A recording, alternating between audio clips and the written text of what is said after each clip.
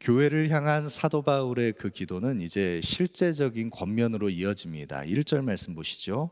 그러므로 주 안에서 갇힌 내가 너희를 권하노니 너희가 부르심을 받은 일에 합당하게 행하여.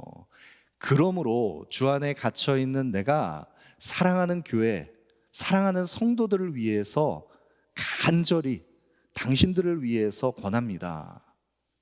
바울의 그 기도가 교회를 향해서 그 속사람을 강건케 하시고 그리스도의 사랑을 온전히 알게 하시고 하나님의 충만의 지점까지 그리스도의 형상을 회복해가는 그 교회를 위해서 간절하게 기도했던 사도 바울입니다. 그런 사도 바울이 그러므로 사랑하는 그 성도들이 이제는 바울의 그 간절한 기도와 그 바램과 같이 그가 먼저 앞서 가르쳤던 그 복음의 진리의 내용과 같이 실제적으로 이렇게 행하기를 원합니다. 사랑하는 교회가 이렇게 주 안에서 부르심에 합당하게 행하기를 원합니다.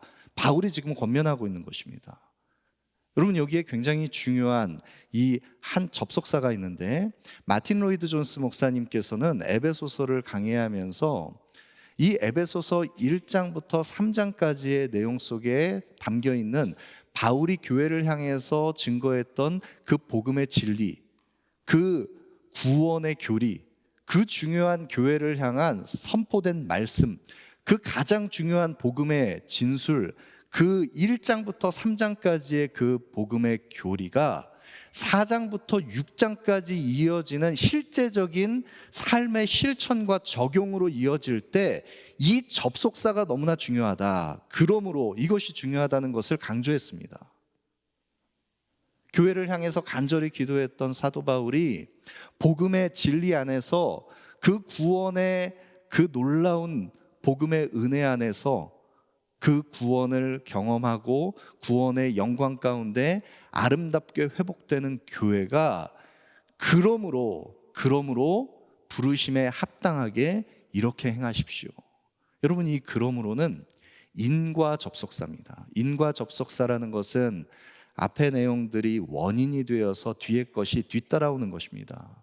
그러니까 이 복음의 은혜, 이 구원의 교리를 경험하고 깨달은 성도가, 교회로 부르심을 받은 교회가 그러므로 실제적으로 당신들은 이와 같은 삶을 살아야 하는 것입니다. 권면하는 것입니다. 여러분, 복음은 우리가 그 구원의 영광 가운데 초대받은 이 놀라운 구원의 비밀은 종교적인 관념이 아닙니다. 윤리가 아닙니다. 우리가 어떤 도덕적인 그 어떤 윤리 지침을, 규범을 우리가 행하고 이루는 그것을 이야기하는 것이 아닙니다. 무엇을 해라 하지 마라 그것을 말하는 것이 아니라 이 복음의 내용이, 이 복음의 교리가 원인이 되어서 마땅히 뒤따라오는 삶의 변화가 열매로 알지니, 좋은 나무가 바로 좋은 열매를 맺는 것처럼 복음의 은혜를 경험한 하나님의 사람들, 참된 믿음을 그 진리 안에서 확증한 그런 하나님의 사람들은 그 은혜로 믿음으로 말미암아 그리스도 예수와 함께 연합해서 구원받은 하나님의 사람들은 삶의 열매가 그러므로 이렇게 드러나야 한다는 것을 말씀하고 있는 것입니다. 여러분, 모든 거듭난 구원받은 하나님의 백성들은 그러므로 이렇게 변화된 삶의 적용과 실천, 이것이 반드시 뒤따라옵니다. 여러분, 그러므로 부르심에 합당한 삶을 사십시오. 바울이 권면하고 있는 이 부르심에 합당한 삶, 우리가 열매 맺어야 할 그 구원받은 성도가 마땅히 나타내야 할 그 열매들은 무엇입니까? 2절과 3절 말씀 보시죠. 모든 겸손과 온유로 하고 오래 참음으로 사랑 가운데서 서로 용납하고 평안에 매는 줄로 성령이 하나 되게 하신 것을 힘써 지키라. 여러분, 부르심에 합당한 삶이란, 그 부르심에 합당한 삶으로 행하는 것은 바로 성령이 하나 되게 하신 것을 힘써 지키는 것, 이것이 바로 부르심에 합당한 삶을 사는 것입니다. 교회로 부름받은, 성도로 부름받은 모든 하나님의 사람들은 함께 교회로 부름받은 우리 모두가 그리스도의 몸 안에서 함께 교회로 부름받은 그것, 그래서 성령이 하나 되게 하신 것을 힘써 지키는 것이 바로 부르심에 합당한 우리의 마땅한 삶의 목표라는 것입니다. 여러분, 성령이 하나 되게 하신 것을 힘써 지키는 것, 이것이 바로 성도의 온전한 그 표대요 사명입니다. 그렇다면 우리가 이 하나됨의 명령 가운데 어떻게 부르심에 합당한 모습으로 하나됨을 지킬 것인가, 어떻게 힘써서 그리스도인의 합당한 열매들을 맺어가면서 하나됨을 지킬 수 있는가? 사도 바울은 그 열매로 모든 겸손과 온유와 오래 참음과 사랑과 용납과 평안에 매는 줄로 연결되어서 하나가 될 것을 우리에게 도전하고 있습니다. 여러분, 우리가 맺어야 할 열매들을 사도 바울이 지금 나열하고 있습니다. 하나씩 살펴보죠. 먼저는 모든 겸손입니다. 성령이 하나 되게 하신 것을 힘써 지키기 위해서 우리가 함께 추구하고 맺어야 할 그 열매, 그 첫 번째는 겸손입니다. 여러분, 이 겸손이라고 하는 것은 그리스도의 성품을 닮아가는 것을 의미합니다. 여러분, 우리가 갈등을 겪는 모든 분열과 모든 불일치, 그 속에는 각자의 사람들의 마음 속에 숨겨져 있는 교만이, 그 이기적인 자기 중심성이 그 옛 자아와 옛 자아가 함께 충돌할 때, 그 교만이 서로 충돌할 때 거기에 불일치가 일어납니다. 거기에 갈등이 발생합니다. 그런데 우리 속에 잔존해 있는 이 교만의 쓴뿌리, 이런 모든 우리의 옛사람의 구습들을 벗어버리고 겸손의 열매를 맺을 때 우리는 힘써 성령이 하나 되게 하신 것을 지킬 수 있다는 것입니다. 여러분, 첫사람 아담이 하나님의 영광을 교만한 마음으로 그가 하나님같이 되려고 했을 때 우리 모든 인생들은 하나님으로부터 분리되었습니다. 죄 가운데 깨어진 하나님과의 화평이 깨어져 버렸습니다. 그런 우리들 가운데 둘째 아담으로 오신 예수 그리스도께서, 겸손의 왕이신 그리스도께서 자신을 많은 사람의 대속물로 내어주심으로 하나님과 우리 사이에 화평이 이루어졌습니다. 그리스도의 겸손으로 말미암아서 말씀이신 주님께서 세상을 창조하시고 그 하나님 영광의 본체이신 그리스도께서 종의 형체를 입고 겸손의 왕으로 이 땅에 오셔서 하나님과 우리 사이의 모든 막힘담을 허무시고 그리스도의 겸손으로 화평을 이루신 것입니다. 그리고 사람과 사람 사이에 막혀있는 모든 분열의 담도 그리스도의 겸손으로 말미암아 다 허물어졌습니다. 시편 149편 4절 말씀에 여호와께서는 자기 백성을 기뻐하시며 겸손한 자를 구원으로 아름답게 하심이로다. 하나님께서는 겸손한 자를 구원으로 아름답게 빛나게 하십니다. 언약 백성들의 그 아름다운 그리스도의 속성을 드러내는 열매, 그것은 바로 겸손입니다. 그런데 여러분, 이 겸손이라고 하는 자질이 사실은 헬라의 문화권에서는 굉장히 폄하되는 그런 자질이었습니다. 이 겸손이라고 하는 자질, 이 겸손이라고 하는 특성, 이것을 헬라 문화권에서는 많은 사람들이 이 겸손 속에 숨겨져 있는 그 의미 가운데 종이 마치 굽실거리면서 복종하듯이 비굴하고 굴욕적인 태도로 그 자질을 나타내는 것, 그것을 바로 겸손이라고 생각했습니다. 그렇기 때문에 많은 사람들이 이 겸손이라는 자질을 기뻐하지 않습니다. 그런 당시의 문화권 안에서 겸손하게 행한다고 하는 것은 그 시대의 문화를 전복시키는 새로운 가치관 속에 들어가는 것을 의미합니다. 모든 겸손과 여러분, 깨어지고 어그러진 모든 그 갈등의 관계 속에 이기적인 우리의 옛 자, 그 교만을 다 꺾어버리고 겸손으로 서로를 대할 때 우리는 화평을 이룰 수 있습니다. 성령이 하나 되게 하신 것을 힘써 지킬 수 있습니다. 그 다음으로 우리가 열매 맺어야 할 속성, 그것은 바로 온유입니다. 여러분, 이 온유는 겸손과 마찬가지로 그리스도의 성품을 의미합니다. 겸손한 사람만이 온유할 수 있습니다. 주님께서 말씀하십니다. 수고하고 무거운 짐진 자들아 다 내게로 오라. 내가 너희를 쉬게 하리라. 나는 마음이 온유하고 겸손하니 나의 멍에를 메고 내게 배우라. 그리하면 너희 마음에 쉼을 얻으리라. 여러분, 이 온유는 주님의 성품입니다.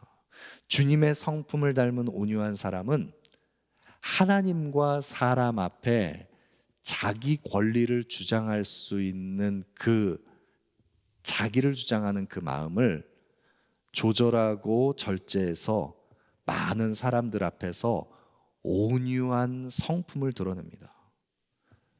여러분, 이 온유라는 이 자질과 속성 속에 숨겨져 있는 의미가 바로 이것입니다. 온유는 강한 사람만이 온유할 수 있습니다. 온유한 자는 길들여지지 않은 야생마를 마치 잘 기들여진 준마처럼 그 강한 힘을 조절할 수 있는 사람, 그가 바로 온유한 사람입니다. 자신이 가지고 있는 힘과 권리를 제어하고 온유한 마음으로 모든 관계를 맺는 그런 하나님의 사람을 통해서 온유한 사람이 있는 곳에는 긴장 관계가 형성되지 않습니다. 그 온유함을 드러내기 때문에 그가 가는 곳 어디에서든지 화평의 씨앗이 뿌려지고 열매를 맺는 것입니다. 그 다음으로 열매 맺어야 할 그리스도인의 아름다운 성품, 그 자질, 그것은 바로 오래 참음입니다. 오래 참음은 인내라고도 할 수 있습니다. 인내 또한 주님께서 보여주신 아름다운 성품입니다. 오래 참음의 삶을 지향하는 사람, 그런 하나님의 사람들은 갈등 속에 있는 모든 관계 속에서 누군가 자신의 마음을 분노케 하는, 격발케 하는 그런 환경과 상황 속에 노출되었어도 그 속에서 내가 관계 맺고 있는 그 인격을 밀어내지 않습니다. 그를 포기하지 않습니다.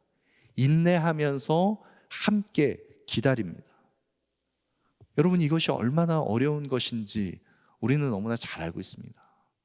우리가 오래 참음으로 어떤 인격을, 우리가 관계 맺고 있는 모든 이들을 함께 수용하고 담아낼 수 있다는 것, 우리의 본성으로는 어려운 것입니다. 그러나 어떻게 우리가 오래 참을 수 있습니까? 사도 바울은 고백합니다. 자신의 자질로는 오래 참을 수 없는데 디모데전서 1장 16절에 보시면, 그러나 내가 긍휼을 입은 까닭은 예수 그리스도께서 내게 먼저 일체 오래 참으심을 보이사 후에 주를 믿어 영생 얻는 자들에게 본이 되게 하려 하심이라. 바울이 그리스도의 복음의 은혜 안에서 긍휼과 사랑을 입은 것, 그것은 바로 모든 성도들 중에 지극히 작은 자보다 더 작은 나에게, 죄인 중에 괴수와 같은 나와 같은 사람도 용납하시고 길이 참으신 예수 그리스도의 그 긍휼과 사랑, 인내로 인하여 그 은혜를 덧입어서 내가 그리스도의 복음의 은혜 앞에 설 수 있게 되었다. 그리고 일체 오래 참음의 본을 보이신 예수 그리스도의 그 본을 따라서 모든 영생 얻는 하나님의 사람들이 그 본을 본받게 되었다. 이것이 바로 사도 바울의 고백이었습니다. 여러분, 우리 모두가 오래 참음으로 서로를 용납하고 함께 연합을 이루는 그런 아름다운 성령이 하나 되게 하신 것을 힘써 지키는 영적 공동체가 되기를 소망합니다. 여러분, 이 오래 참음과 더불어서 같이 함께 뒤따라오는 그런 자질이 있는데, 오래 참게 되면 우리는 서로 용납하게 됩니다. 서로 용납하는 것입니다. 상호 서로 인내하며 용납하는 것, 이것이 오래 참음과 같은 자질을 의미하는 것입니다. 여러분, 공동체가 화평의 공동체가 될 수 있는 것은 어느 한쪽에 일방적으로 그 오래 참고 용납하는 것으로만 이루어지지 않습니다. 모든 성도들이 그리스도 예수를 닮아서 그리스도의 본을 따라서 서로 용납하고 함께 연합을 이룰 때 그 서로 함께 용납하는 사랑을 통해서 공동체는 하나가 될 수 있는 것입니다. 그런데 이와 같이 서로 부르심에 그 합당한 삶을 살아갈 수 있는 가장 중요한 토대가 있습니다. 그 토대가 무엇이냐면 바로 모든 겸손과 온유로 하고 오래 참음으로 서로 용납하는데 무엇 가운데 하느냐? 사랑 가운데서 이 모든 것을 행할 수 있습니다. 여러분, 사랑은 이 모든 열매들을 맺어갈 수 있는 그 모든 것의 토대가 되는 자질입니다. 사랑은 모든 것을 포함하는 인격적 자질입니다. 그래서 사랑 안에서 우리는 겸손할 수 있고, 사랑 안에서 우리는 온유할 수 있고, 사랑 안에서 오래 참고 서로 용납하면서 사랑 안에서 성령이 하나 되게 하신 것을 힘써 지킬 수 있는 것입니다. 여러분, 그래서 우리가 우리 자신을 하나님 앞에 세울 때 우리가 하나님, 우리에게 그리스도의 사랑을 충만하게 회복시켜 주시옵소서. 나는 할 수 없지만 내 안에 계신 그리스도의 사랑으로 말미암아 그리스도의 사랑 안에 깊이 뿌리를 받고 그 사랑 안에서 우리가 날마다 그 사랑을 공급받고 사랑으로 충만하게 하여 주시옵소서. 여러분, 이것이 우리의 변화된 모습, 변화된 그 부르심에 합당한 열매여야 합니다. 여러분, 그런데 여기에 한 가지 우리가 꼭 놓치지 말아야 할 중요한 한 가지가 있습니다. 여러분, 이와 같은 아름다운 그리스도의 속성, 그리스도의 성품을 닮은 열매들을 맺어갈 때, 성령이 하나 되게 하신 것을 힘써 지킨다고 할 때, 영적 가족 공동체가 교회로 부르심 받은 우리 모두가 이 하나됨을 힘써 지킬 수 있는 그 근본 동력이 어디에서부터 주어지냐면, 평안에 매는 줄로 평화의 그 화평의 끈으로 함께 연결되어 있는 우리가, 그 주체가 누구이시냐? 성령이 하나 되게 하신 것을 힘써 지키라. 여러분, 여기에서 우리가 이 무게중심, 이 주체를 우리가 잊게 되면 마치 우리가 화평을 이루고 평화의 그 하나됨을 온전히 이룰 수 있는 것이 내가 겸손하고 내가 더 온유하고 내가 더 오래 참고 용납하고 사랑하면, 내가 열심히 힘써 지키면 이것을 이룰 수 있는 것처럼 생각합니다. 여러분, 그러나 그렇지 않습니다. 교회의 하나됨은 이미 성령 하나님께서 성부 하나님의 구원 경륜 안에 성자 예수 그리스도의 그 십자가의 죽으심과 부활의 그 구속의 성취를 통해서 성령 하나님께서 하나님의 뜻을 이루실 때 이미 교회는 하나 되게 하신 것입니다. 여러분, 교회는 이미 하나님과 화평을 회복했습니다. 유대인과 이방인 사이에 유대인이든 헬라인이든 야만인이든 스구디아인이든 어떤 죄인이든지 그리스도 예수 안에서 우리는 화평케 된 하나됨을 이루었습니다. 이미 우리는 하나가 된 것입니다. 그런데 왜 우리가 힘써 이 성령이 이미 하나 되게 하신 그 교회의 하나됨을 지켜야 하느냐? 교회는 이미 한 몸으로 같은 주를 고백하며 하나가 된 그 한 부르심 안에 서 있지만, 우리가 그 하나됨을 힘써 보존하며 지키도록 성령 하나님께서 우리에게 명하시는 것입니다. 여러분, 그렇기 때문에 이미 하나가 되어 있는 이 교회의 하나됨, 이것을 우리가 힘써 보존하고 지켜가야 하는 우리의 그 지향이 있어야 하는데, 만약 우리가 이 교회의 하나됨을 깨트리는 어떠한 우리의 이기적인 옛 본성들이 작동한다면 그것은 성령을 너무나 성령 하나님께서 행하시는 모든 하나님의 역사를 거스르는 일을 행하는 것입니다. 여러분, 이것을 우리가 꼭 기억하기를 원합니다. 하나님께서 기뻐하시는 것은 교회의 하나됨입니다. 교회의 화평입니다. 성령이 하나 되게 하신 것을 힘써 지키는 우리 모두가 되기를 소망합니다. 여러분, 그렇기 때문에 이 성령이 하나 되게 하신 것을 힘써 지키는 교회가 왜 그러면 우리가 그 하나됨을 함께 힘써 보존하며 지켜야 하는가? 그것은 그 이후에 뒤따라오는 문맥 안에 자연스럽게 그 근거가 바울이 증거하는 것처럼 소개됩니다. 4절부터 6절까지의 단락에 보면 교회가 하나됨을 이루어서 연합과 일치를 이루어야 하는 그 분명한 이유를 소개하고 있는데, 먼저 4절 말씀 보시죠. 몸이 하나요 성령도 한 분이시니 이와 같이 너희가 부르심의 한 소망 안에서 부르심을 받았느니라. 여러분, 왜 우리가 성령이 하나 되게 하신 교회, 그 하나됨을 힘써 지켜야 합니까? 왜냐하면 우리는 한 몸으로 부르심을 받았기 때문입니다. 몸이 하나입니다. 머리 되신 그리스도에 연결된 모든 지체가 그 구원의 부르심 안에서 한 몸으로 부르심을 받았습니다. 저와 여러분, 우리 모두 서로는 나뉘어진 각자 개체가 아닙니다. 우리는 유기체로 예수의 생명을 받은 우리는 성령 안에서 한 몸으로 부르심을 받은 것입니다. 그런데 그 한 몸으로 부르심을 받은 우리가 연합과 일치를 이룰 수 있는 유기적인 한 몸 공동체가 될 수 있었던 것은 예수 그리스도를 주로 고백하는 그 믿음의 고백이 성령도 한 분이시니 거듭남에 이르게 하는 성령의 그 은혜 안에서 우리는 한 성령 안에서 부르심을 받았기 때문에 한 몸을 이룬 것입니다. 여러분, 우리는 한 몸으로 한 성령 안에서 부르심을 받았습니다. 그리고 4절 후반부에 보시면 이와 같이 너희가 부르심의 한 소망 안에서 부르심을 받았느니라. 여러분, 우리가 하나됨을 이루어야 하는 이 중요한 근거, 그것은 바로 우리가 부르심의 한 소망 안에서 함께 부르심을 받았기 때문입니다. 여러분, 이 부르심의 소망이라는 것이 무엇입니까? 이 부르심의 한 소망은 어떤 소망을 이야기하는 것입니까?